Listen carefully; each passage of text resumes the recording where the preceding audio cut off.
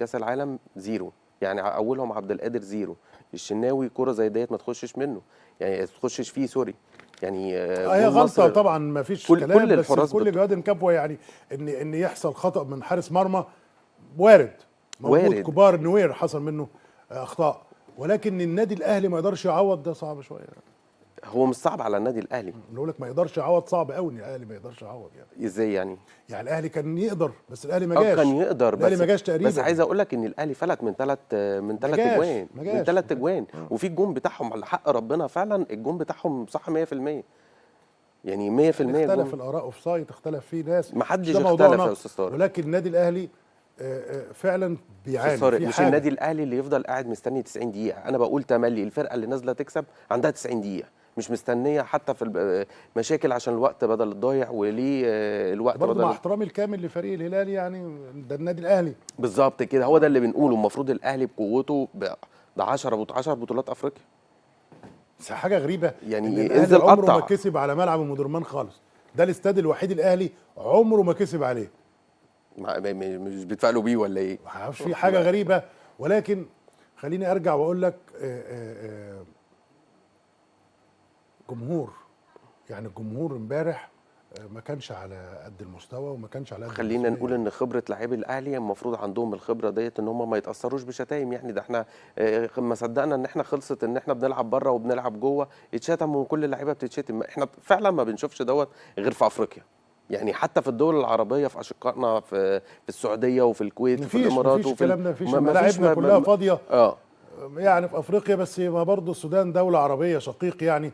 السودان لما بيجوا هنا بنشوفهم على راسنا من فوق. اكيد يعني طبعا، ما واي اعرفش حد ما بيجي اعرفش اي حد بيجي مصر هنا شتايم بنشيل. وشتايم بالفاظ ما يجبش، والمفترض الاتحاد السوداني هو اللي يعاقب على طول النادي الهلال عشان جمهوره، علشان حتى احنا مش ممكن ده يحصل من النادي الاهلي هنا، مش ممكن المفروض. ولا من جمهور النادي الاهلي. انت دلوقتي الاهلي بقى في موقف برضو صعب زي الزمالك بالظبط، زي بدايه هي الزمالك. الحسبه العاديه اللي كل سنه بنتحط فيها، واحنا اللي بنحط نفسنا فيها، والماتشات السهله بنهدرها ونرجع نقول احنا فين. الاهلي صعب جدا، يا ريت اسمع منك الاهلي ايه الفرصه بتاعته؟ الفرصه بتاعته ان هو يكسب القطن ويكسب يكسب القطن رايح جاي، ها؟ طبعا. القطن ما هو الكاميروني لازم هو دلوقتي ما يفكرش في اي حاجه غير ان هو يعد نقط، لان انت ما عندكش اضعف فرقه هي القطن. ما المفروض خدش ولا تاخد. بونت القطن، الاهلي ياخد القطن رايح جاي ب6 بونت. اتمنى هو وياخد الفرق الهلال يبقى 9. المفروض. وصن داونز وصن داونز لو خد منه نقطه يقعد بقى يستنى نشوف ياخد الدنيا. نقطه هناك في جنوب افريقيا، وناخد 3 هنا.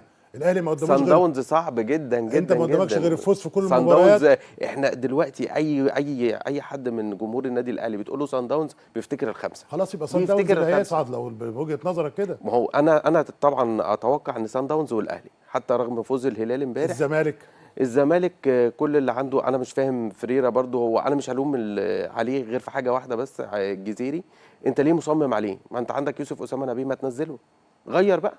صحيح، ده حتى الناس بتغير العتبه بتاعتها يعني. صحيح. بس صفقه اليو ديانج، تسمع عندك تاكيد ليها؟ انا مع مين اليو ديانج؟ نعم. ما اعرفوش. ما تعرفوش؟ لا انا عارفه بس بستعبط، بس انا ما اعرفوش. ليه؟ نجم النادي الاهلي ورايح يعني بشكاش تركي بيدفع فيه رقم كبير، وصفقه تبادليه، يعني هاخد فلوس كتير، في صفقات هاخد راس حربه عدت صريح في الاهلي وفي الزمالك عابره. يعني احنا هنعدي الكلمه بتاعت ان انت مش عارفه او بتستعبط له دي، يعني لا انا بقول على نفسي، مش بقول على حاجه. انا اتاسف طبعا، بس هي الفكره فكره ان في صفقات. لا طب ما في ناس، وبيرسي تاوي يعني مش احسن حاجه يعني. لا في صفقات يعني. طب اشمعنى ما بنجيبش سيره علي معلول؟ ما نجم طبعا، نجم وبيتشال فوق الراس بصراحه، يعني لعيب يحترم، لعيب يحترم، عمل تاريخ في النادي الاهلي. الاهلي بيعاني ولكن قادر. الفقره الرياضيه طبعا هي فقره بتمر بسرعه عشان بتبقى جميله شيق. انا شخصيا بستمتع بزميلنا مينا يونان، شويه متعصب، هو زملكاوي متعصب شويه، شايف الاهلي بشكل زملكاوي، ولكن الاهلي يمرض لكن لا يموت. الاهلي قادر في ظروفه الصعبه دي، فعلا الاهلي بيئن، ولكن يقدر ياخد القطن الكاميروني رايح جاي ادي 6 بونت، ويقدر ياخد الهلال هنا في ملعبنا 9 بونت، ويقدر ياخد سان داونز يوم السبت الجاي على ملعب استاد السلام 3 بوينت، يبقى معايا 12، واتعادل مع سان داونز في جنوب افريقيا يبقى معايا 13، اصعد اول وما اسيبش للظروف اي فكره. وقتنا